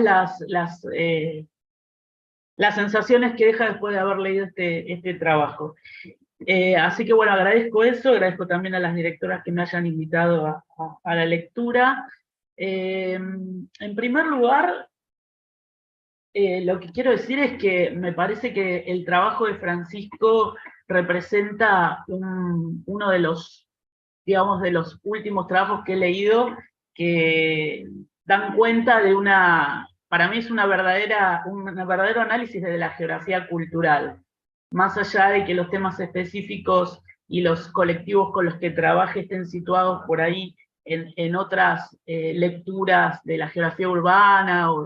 Creo que hay ahí un trabajo de geografía cultural absolutamente interesante, y justamente ayer o anteayer estaba releyendo para mí también un trabajo un texto que es casi canónico ya, que se escribió hace 20 años. Acá la querida compañera Perla con Ana Clua estaba releyendo ese trabajo, y ahí decían, hablando un poco de la geografía cultural, la necesidad de retomar, ¿no?, una mirada cultural crítica, comprometida, digamos, que permita una lectura política. Y creo que la tesis de Francisco se sintetiza en eso, me parece, ¿no? El haber logrado justamente la posibilidad de hacer una lectura sin perder todo el conjunto de dimensiones que habitualmente tenemos para leer el espacio, y sobre todas las cosas, profundizando en esta necesidad de visibilizar ese compromiso que tenés, y también esa mirada crítica de todos los aspectos. Así que creo que en principio arrancaría por ahí para decir, a mí realmente tenía, insisto, muchas expectativas, pero tu trabajo me sorprendió y superó esas expectativas. Creo que la tesis tiene muchísimos puntos a favor para resaltar. En primer término, esto de la rigurosidad que no siempre, digamos, uno encuentra cuando lee trabajos de tesis de doctorado, de maestría, ¿no? Rigurosidad que se da en todos los aspectos. Por un lado, digo, toda esa amplitud en el marco teórico, que no queda solamente ahí plasmado y cristalizado como la necesidad de citar autores, sino que lo pones en diálogo, los pones ahí a discutir, a trabajar, y después los retomás para poder hacer la lectura de ambos casos. El otro punto que también lo resaltó Martín, y lo quiero volver a mencionar, es lo bien escrita que está la tesis, digamos, lo cuidada desde el punto de vista bueno, desde la forma, digamos, de comunicar lo que estás diciendo, porque por un lado también es una tesis que tiene, hasta diría yo, un estilo de divulgación muy interesante, pero no pierde por eso todo el conjunto de elementos que hacen a un trabajo académico que te ha llevado mucho tiempo. Así que para mí eso también creo que forma parte de este trabajo integral que estás teniendo, o este resultado que estás teniendo, y retomando un poco esto de que para mí, digamos, hay una tesis de geografía cultural, y de una geografía cultural bien crítica, bien dura. Me parece que hay dos riesgos que tomás en el trabajo que lográs además no solamente salir totalmente airoso, sino que además son lo que le dan tanta fuerza y tanta potencia a la tesis. La primera es la cuestión comparativa, ya también salió acá, pero me parece que el riesgo de querer comparar a dos colectivos que, como vos bien describís en la primera parte de la tesis, en principio parecieran que no tuvieran tantos puntos en común, después se van fusionando en un montón de elementos y situaciones que hacen que realmente sea una metodología absolutamente comparativa, rigurosa y bien densa, ¿no? En ese sentido. El segundo riesgo, que también me parece fundamental, y que es poco frecuente en general en las tesis de geografía en particular, pero en las ciencias sociales, es que hablamos mucho de interdisciplinariedad e interseccionalidad, pero después eso no se aplica. Y acá, digamos, a lo largo de todo el trabajo, vas y venís con cuestiones que hacen justamente un análisis muy profundo en ese sentido, las cuestiones de clase, las cuestiones de raza, bueno, las cuestiones de género. Digo, hay una profundidad en ese juego, ¿no? En ese entramado, que le da todavía más,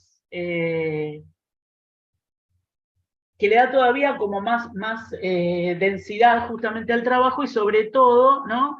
Porque podría haber sido un riesgo que se tomaba y que no salía del todo bien, cosa de que justamente ocurrió lo contrario. Después, lo metodológico, ya mis compañeros han hablado, creo que también tiene ahí un trabajo absolutamente interesante por la variedad de fuentes y sobre todo por la cuestión del trabajo de campo, que para nosotros los geógrafos y las geógrafas es como un elemento central. Sería interesante ahí que amplíes, como decía Silvina, cómo fue ese acercamiento y esa construcción del objeto. Entiendo que cuando vos ingresaste al tema tenía más que ver exclusivamente con las cuestiones de capacitismo, y luego fuiste sumando el otro objeto. Sería interesante también ahí que nos comentes un poco eso. Y después también me parece fundamental resaltar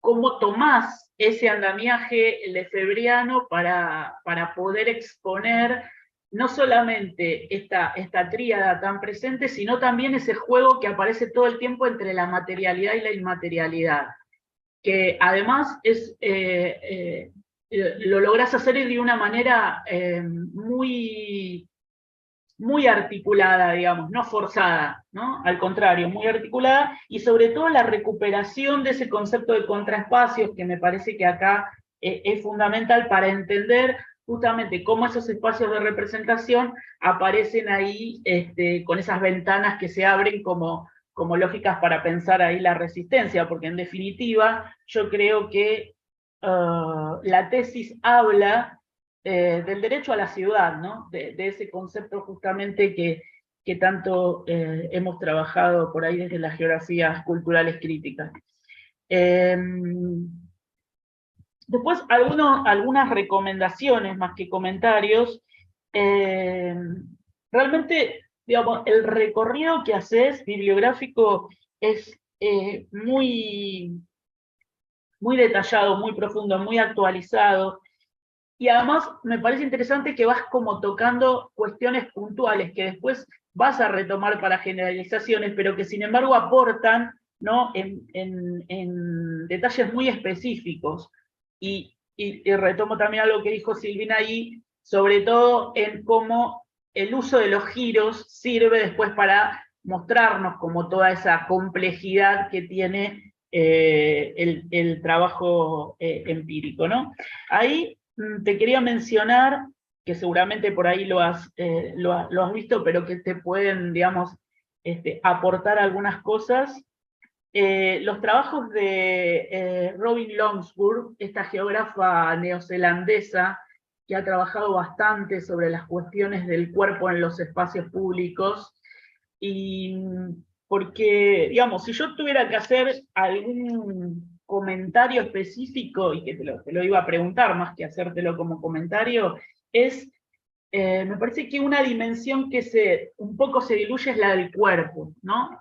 Y sobre todo teniendo en cuenta que acá, digamos, estamos hablando de dos colectivos en donde es justamente un componente fundamental en su vínculo con lo espacial, ¿no? Entonces, por ahí mi pregunta y a la vez mi reflexión sería ¿cómo pensás o cómo podrías proyectar la cuestión del cuerpo como territorio, como aparece ahí? Y si hay algún aporte que vos podés creer que puede venir, ¿no? Por ahí más desde la geografía de los cuerpos, e inclusive desde la geografía de las emociones, que ahora, digamos, está como ampliando, ¿no?, a toda esa cuestión.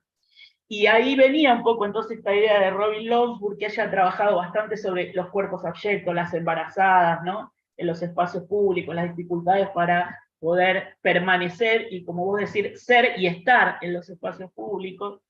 Bueno, nada, una recomendación por ahí. Otro punto también como recomendación, cuando hablas de los antecedentes, ¿no?, viste que el Censo de Población y Vivienda de 1947 tiene la categoría de diferentes formas de discapacidad. Quizás eso tenerlo en cuenta por ahí, por si vas a seguir trabajando con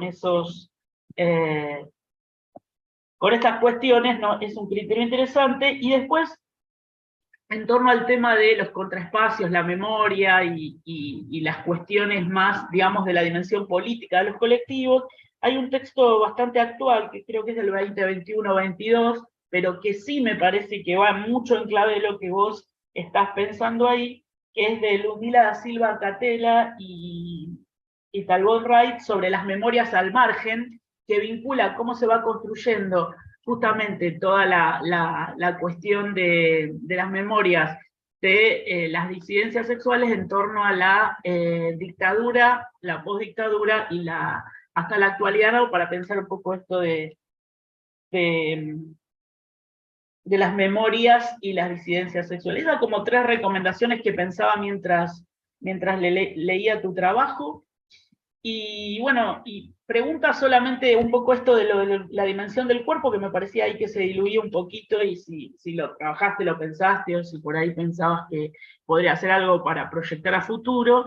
Y la segunda pregunta que tenía, me parecía muy interesante esto que en el final vos trabajás sobre cómo se van tejiendo toda una serie de tramas con otros grupos de la sociedad, con organizaciones políticas, derechos humanos, sociales, ¿no?, para lograr de alguna manera visibilizar esos reclamos sobre el derecho a la ciudad.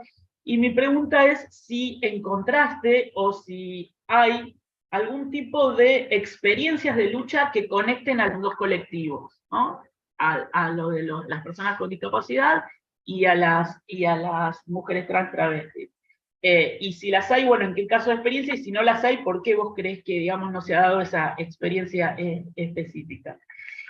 Bueno, creo que eso es todo. Cierro simplemente con decir esto que dije al principio. Me parece, Francisco, que tu tesis no solamente trae un montón de aires renovados a la geografía, sino también que tiene una potencialidad impresionante, así que espero que puedas seguir trabajando en estas líneas u otras que van apareciendo, porque creo que todavía hay mucho para decir, a pesar de todo lo que dijiste, que no solamente es un montón, sino que también es útil, necesario y político. Así que felicitaciones, y también a las 2 directoras que acompañaron este trabajo.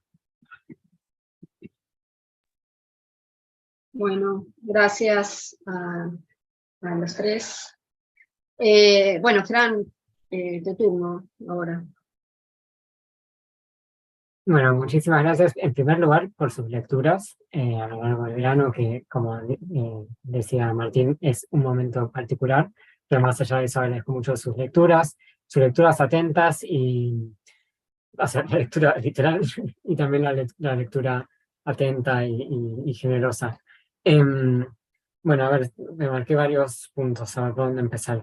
Creo que voy a empezar por... más o menos en orden, empezando por algunas preguntas de Martín. Ahora vuelvo a algunas que hiciste antes, pero quería empezar por la sugerencia de hacer conceptos propios. Eso lo vi agradezco que lo hayas adelantado en el predictamen para irlo pensando un poco, porque una de las cosas que no me gusta mucho de esta instancia de defensa es que se reciben un montón de comentarios súper profundos, de lecturas re profundas, pero después uno no tiene ni un minuto para parar y dejar de escuchar y pensarlo un poco. Respecto a los conceptos propios, yo creo, es cierto, no invento conceptos propios, pero para mí quizás los conceptos centrales de la tesis donde quizás más me acerco serían los conceptos de espacios capacitistas y espacios cisexistas. ¿Por qué pienso ahí? Porque pensaba que creo que quizás lo que tiene de original mi tesis es la anulación entre algunos marcos conceptuales, en algunas propuestas entre la geografía o perspectivas espaciales y estudios trans y personas con discapacidad y ciertas perspectivas también sobre el poder. Y yo creo que todo eso se conjuga en la idea de espacios cisexistas y capacitistas, porque primero en verdad en la geografía, al menos en castellano, no he encontrado o apenas he encontrado cosas donde, investigaciones donde aparezca pensado el cisexismo, el capacitismo, o incluso ni siquiera con esos términos, como todavía son muy incipientes las geografías trans, travestis y no binarias en Latinoamérica. Es algo que venimos construyendo, no digo que yo solo, sino con algunos colegas, como por ejemplo Marce Gutiérrez, de la Universidad de Salta, o Martín Torres, de Chile. Entonces ya empezar a hablar, y hay geografías trans desde hace más tiempo, pero ya empezar a poder pensar desde el cisexismo, o esto de dar vuelta a la lupa, creo que con eso y también con el tema de la discapacidad es algo bastante, que la geografía está bastante en sus inicios. Geografías de la discapacidad en castellano hay realmente muy pocas, incluso mucho menos que geografías trans, que hay cosas o disciplinas afines que se acercan, pero la discapacidad realmente es algo que se ha dejado muy de lado. Entonces ya creo que ahí poder llegar a la geografía y decir, bueno, pensemos en estas cosas. Y también me parece que está bueno llegar a la geografía y decir, bueno, pensemos en estas cosas, y no solo pensemos en estas cosas, sino hay un montón pensado sobre estas cosas. Decir, bueno, quizás acá traigo la palabra, cisexismo, capacitismo, pero como excusa, pero para insertar un montón de discusiones de los estudios trans de la discapacidad que me preceden y que me preceden por décadas, y poder decir, bueno, traigamos estos conceptos con toda su trayectoria para pensar el espacio. Y en segundo lugar, a ver, me perdí un poco. Bueno, entonces creo que ahí mencioné cómo en estos conceptos aparece la perspectiva espacial, anudada con las perspectivas trans y de discapacidad, que quizás no se han anudado tanto hasta el presente. Y también creo que al hablar de espacios cisexistas y capacitistas aparece esta idea del poder como algo productivo, porque si no podría haber hablado de geografías transfóbicas, por ejemplo. Quizás no hay un término tan común, pero geografías anti-personas con discapacidad, y creo que estos conceptos lo que sirven para traer es que son lógicas más subyacentes y que producen otras cosas. También producen la normalidad, producen distintas clases de efectos, producen efectos materiales también en quienes no somos personas con discapacidad, por ejemplo, y quienes no son personas trans. Luego me propusiste enriquecer esta idea de el poder como productivo con autores de trabajo social, sobre todo para pensar producción de sujetos por parte del Estado. Sí, si tenés autores específicos, voy a agradecer la recomendación. También hay muchas cosas que no cité, pero que me enriquecieron, de antropología, por ejemplo, bien minuciosas, de cómo, bueno, el Estado, pero bajado en la práctica, bueno, cómo aparecen los sujetos, bueno, pero cómo se producen relaciones. Y mencionaste a Carballeda, y algo que me olvidé realmente de explicitar en la tesis es que el título de la tesis, Transeúntes Inesperades, la palabra inesperades ahí viene de Carballeda, y me viene, a ver, Carballeda lo plantea como el sujeto inesperado en la atención a la salud, como, bueno, aparece un sujeto que quizás no es el que aparece en el libro de medicina, sino un sujeto atravesado por un montón de opresiones o distintas situaciones. Y a mí me llega, en verdad, a través de Anne Millet, que es trabajador social transmasculino, y él lo trae para pensar en el trabajador inesperado, como trabajador de la salud inesperado, pero luego que se puede pensar en trabajadores inesperados más en general, y de ahí es que llega el título de la idea de transeúntes inesperados. Luego, respecto a la distinción entre espacio público y espacio urbano. A ver, espacio público me llevó un buen tiempo, quizás más del que me gustaría admitir, de la tesis, como estar enredado con el espacio público, porque la literatura sobre espacio público es inmensa, es realmente inabarcable, y había muchas cosas que leía que muy interesantes en lo intelectual, pero que me empezaban a alejar como de los casos de estudio, como por ejemplo las propuestas que vienen más del lado de la filosofía política. Hay mucho que retoma a Arendt, no me sale, a Habermas, súper interesante y que me enriquecieron, pero quizás no aparece explícitamente porque decidí focalizar en el espacio público como desde la perspectiva más de lo cotidiano. Es cierto que se corren ambos riesgos. Si uno se va como muy a la filosofía política, se pierde la textura de la vida urbana. También es cierto que si uno se va muy a la textura de la vida urbana, de lo cotidiano, a veces está el peligro de perder de vista lo político más en el sentido estricto. Espero haber podido abordar ambas dimensiones, quizás en las dos secciones, grandes secciones centrales de la tesis. Una se centra más en lo político en sentido más estricto y la otra quizás un poco más en lo cotidiano. Y de hecho no fue del todo fácil distinguir, porque en verdad ya tenía como toda una masa del trabajo de campo y de reflexiones, y bueno, hasta dónde es una exclusión más, donde aparece más la lógica del Estado, desde dónde miro como una consecuencia, y fue todo un trabajo poder separar. Espero que a pesar de haber separado, se entienda igual luego cómo se conectan ambas dimensiones. Respecto a la metodología, mencionabas que hay fuentes que yo digo, bueno, a veces las uso como primarias y como secundarias. Puede ser que sea una diferencia de terminología simplemente. La idea que quería transmitir, más allá del término que se use, es que hay fuentes que tomé, por ejemplo, no sé, informes o experiencias escritas por activistas travestis en los 90.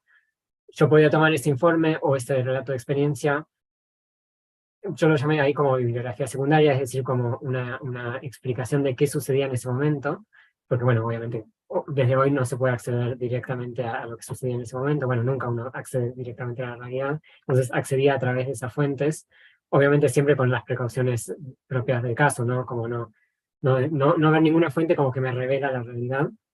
Pero en algunos casos eso, tomaba quizás ese relato como, bueno, una descripción de lo que sucedía en ese momento, y en otros momentos miraba ese informe, esa denuncia escrita, más como objeto de estudio en sí mismo, como decir, bueno, esto es un acto discursivo donde personas de este movimiento están planteando algo, están demandando algo, y desde ese punto de vista, por ejemplo, quizás la misma fuente, empezaba a mirar, bueno, ¿qué palabras aparecen? Aparece la idea de la libertad, aparece la búsqueda de que llegue la democracia para las travestis, como el mismo documento a veces mirado como desde dos lentes.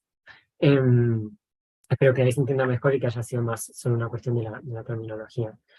Y lo último que creo que planteaste, si no me equivoco, tenía que ver con el bagaje teórico en el caso de personas con discapacidad.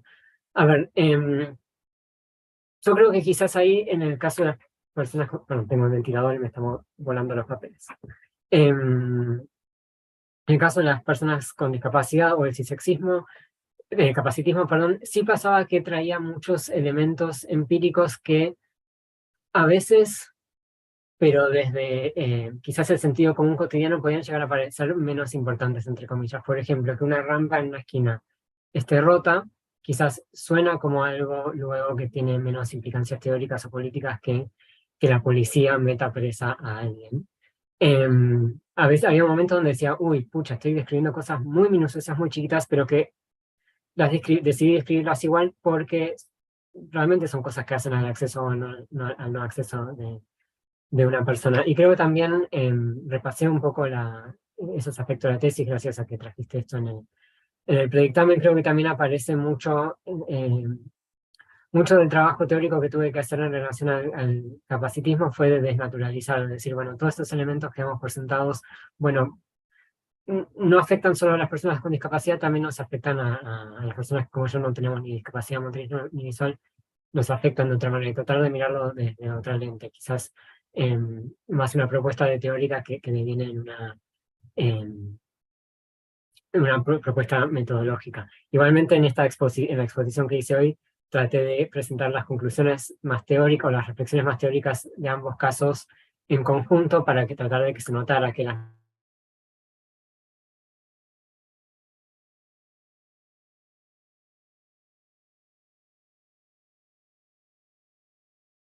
No soy yo, ¿no? No, se cortó. Eso me deja tranquilo. Se congeló Francisco. Sí, le voy a escribir a ver si... Vale.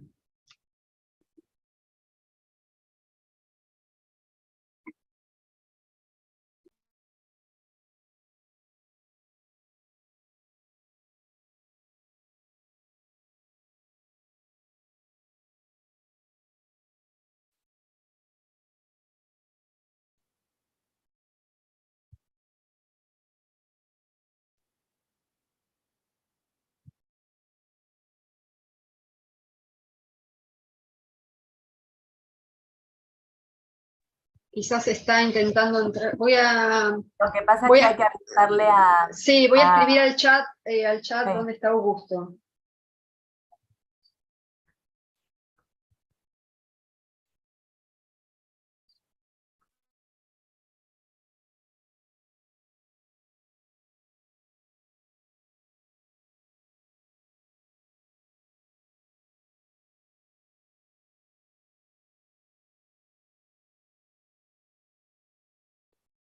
Bueno, esperemos que Augusto vea, claro, porque él le tiene que dar ingreso, ¿no?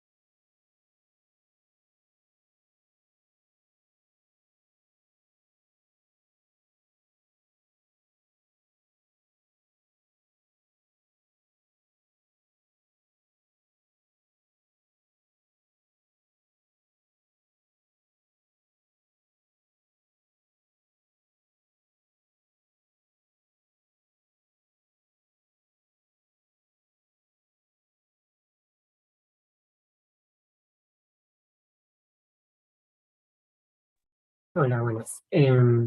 Bueno, sigo porque ya veo que se acerca la hora de finalizar. Me quedan los comentarios de Silvina y de Fabián. Bueno, nuevamente también les agradezco los comentarios. Silvina me preguntaba si pensaba entrevistar a otros transeúntes, por ejemplo. Y la verdad que también tenía la misma curiosidad que vos. Lo que pasa es que... ay, espera, tenía YouTube ahí. Perdón, ay, perdón, se me había activado YouTube porque entré a ver mientras no podía entrar en Zoom y empecé a escucharme a mí mismo. Sí, creo que hubiera sido también relevante. Pasa que se me ampliaba demasiado el problema de investigación y me parecía ya no era tan factible para una tesis doctoral, pero sí, otros transeúntes me parecía interesante, o sea, hace a la exclusión de ambos grupos o su inclusión, o sea, en un sentido, ver qué hacen de esos otros transeúntes hacia la inclusión o inclusión de las personas. De hecho, hay una investigación muy interesante de Carolina Ferrante, que es una investigadora en discapacidad, que entrevista a la gente que le da limosna a personas que están mendigando con discapacidad, y es cierto, se encuentran cosas interesantes. A la inversa también sería interesante ver, bueno, qué le pasa a la gente cuando ve a estos sujetos por el espacio público, qué piensan, cómo transforman estos sujetos al espacio público de esta manera más interpersonal, más fina, ¿no? O sea, no solo como lo transforman de la forma que ya expliqué, como transformando la legislación, etcétera, sino eso, ¿qué pasa? O incluso hoy, qué sé yo, por ejemplo, con el cupo laboral trans, ¿qué le pasa a una persona cuando va a una oficina pública y lo atiende una mujer trans y ve que es muy competente en lo que hace? ¿Qué pasa con eso? Pero bueno, sí, sacrificios que tuve que hacer porque si no era una tesis interminable. Em, Después, tanto vos como más Fabián me preguntaban cómo llegué a los casos, cómo más esa trastienda. Bueno, sí, como decía Fabián, inicialmente había planteado una tesis que tenía que ver más con demandas del movimiento de personas con discapacidad motriz y visual en torno al espacio público urbano. Lo que pasaba es que yo, mientras tanto, tenía lo que yo llamaba, entre comillas, hobby, y que trataba de que no me consumiera mucho tiempo de investigación, pero que me parecía sumamente interesante, que es en el archivo Sexo y Revolución, archivo de memorias políticas, feministas y sexogenéricas, donde quizás hoy en día, ya en el últimos 2, 3 años, se ven un montón más de cosas. Por ejemplo, el archivo de la memoria trans, visibilizando experiencias en décadas pasadas, en los 80, en los 90.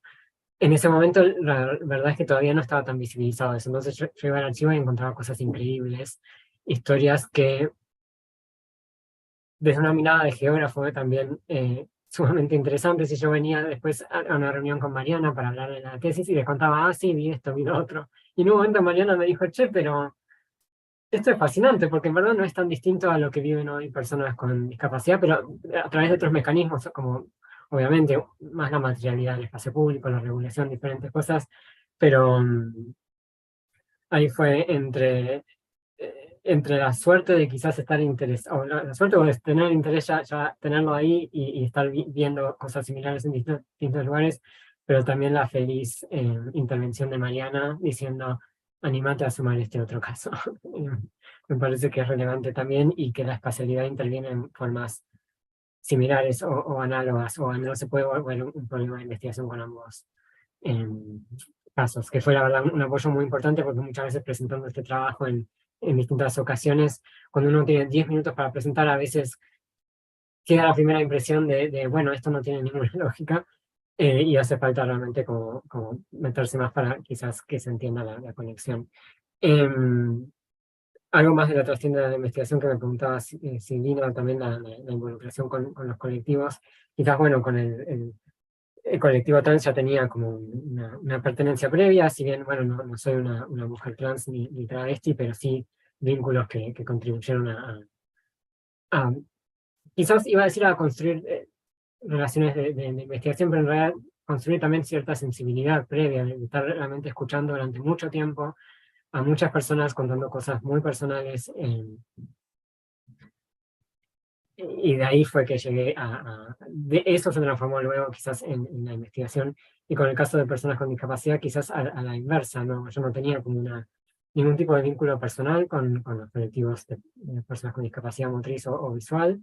Sí participaba, o bueno, primero durante muchos años asistía a los eventos del programa de discapacidad y accesibilidad de la Facultad de Filosofía y Letras de la UBA, y eventualmente pasé a integrar también el programa, y eso también me abrió muchas perspectivas y también me ayudó a establecer contactos con algunas personas. Y ahí la verdad que también agradecí mucho porque las personas que entrevisté no me conocían previamente, quizás como mucho tenían alguna referencia, bueno, viene derivada por alguien de este programa, y yo pensé que iba a pasar quizás como pasa con el colectivo trans, que pasa algo que está muy justificado, que es estar realmente lo que se llama, vienen llamando fatiga de la investigación. Muchas investigaciones muy poco éticas, muy poco pertinentes para el colectivo, entonces realmente las personas están agotadas, y realmente hay que construir como mucha confianza para poder trabajar con el colectivo, pero no por una cuestión de, a veces veo investigadores y quizás les parece que es la travesti enojada, por ejemplo, que no quiere responder.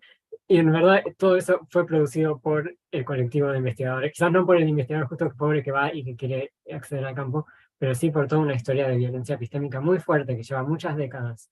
En el caso de personas con discapacidad que entrevisté, un poco lo contrario. La verdad que agradezco mucho como la confianza con la que me dejaron entrevistarles, el prestarse a la investigación, el entender o que también coincidieran en la importancia de la investigación, lo cual para mí también fue como una brújula de decir, bueno, si les parece interesante también a mis entrevistadores, un poco va por ahí. Y creo que ahí fue respondiendo a esa pregunta. Y creo que la última que queda tiene que ver con la dimensión del cuerpo, que dice Fabián. Sí, esto es una discusión que tuvimos a lo largo de los años de la tesis con las directoras. Yo al principio estaba muy resistente a trabajar el cuerpo, y no sabía en qué medida era resistencia personal y en qué medida era una resistencia como con un fundamento teórico. Porque la realidad es que con ambos casos de estudio vemos también mucha historia de décadas, hasta podríamos decir un siglo, de mirarnos como cuerpos, ¿no? No como sujetos epistémicos, no como sujetos políticos, no como interlocutores, sino como cuerpos extraños, cuerpos otros.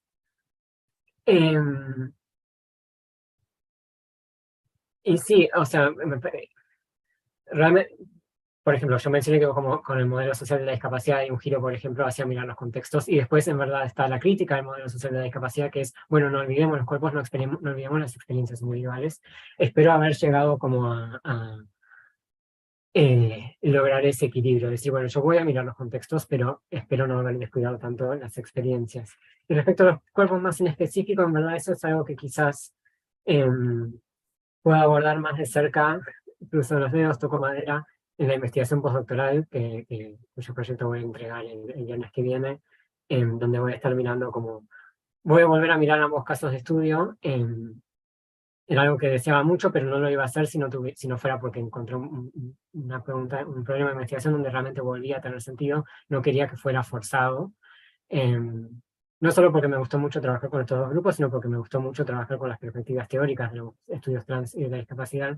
Y en la investigación lo que propongo mirar sería algo así como las negociaciones en torno a la visibilidad individual, o sea, no la visibilidad como colectivo, sino en las interacciones cotidianas, en espacios cotidianos, cómo se negocia la visibilidad de ser una persona trans o con discapacidad.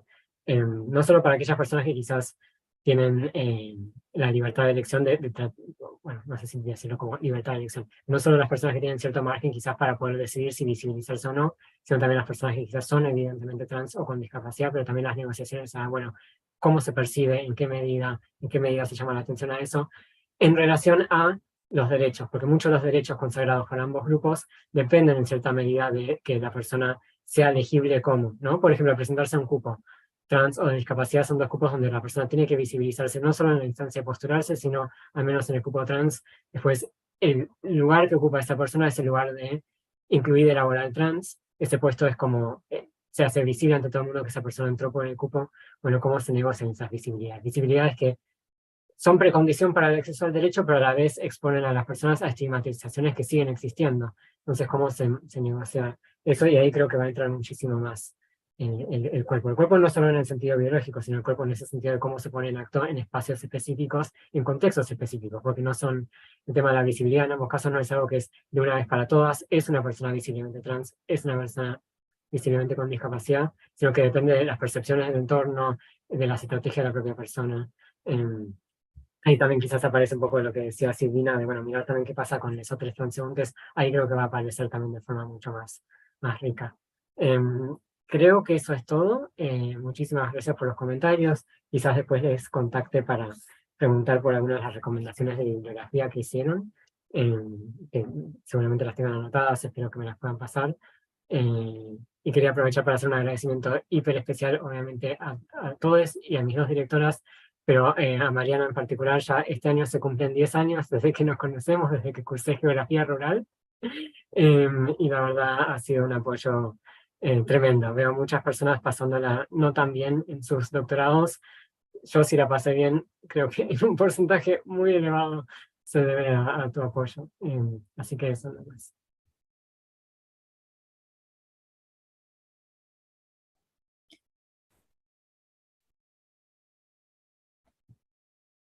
Fran. Ahí está. Quiero, bueno, quiero agradecer al jurado, la verdad que fue un lujo y creo que todos aprendimos con la tesis de Fran. Y el intercambio con el jurado me parece súper rico, tanto por las observaciones, las cuestiones que resaltaron, como también los comentarios y preguntas, así que creo que todos nos quedamos pensando y reflexionando sobre esto. Y un agradecimiento muy especial también a Perla por el acompañamiento, y siempre es como un placer y un lujo poder intercambiar con ella, en este caso y en general, en nuestra vida académica en el instituto. Así que quería también hacer un agradecimiento especial a Perla. Y felicitaciones para Fran, que también fue, bueno, no solo por el enorme trabajo, que fue un gusto orientar, y bueno, por todo el intercambio que tenemos académico y humano en esta no tenía contabilizado que ya eran 10 años. Así que, bueno, felicitaciones y gracias a vos también.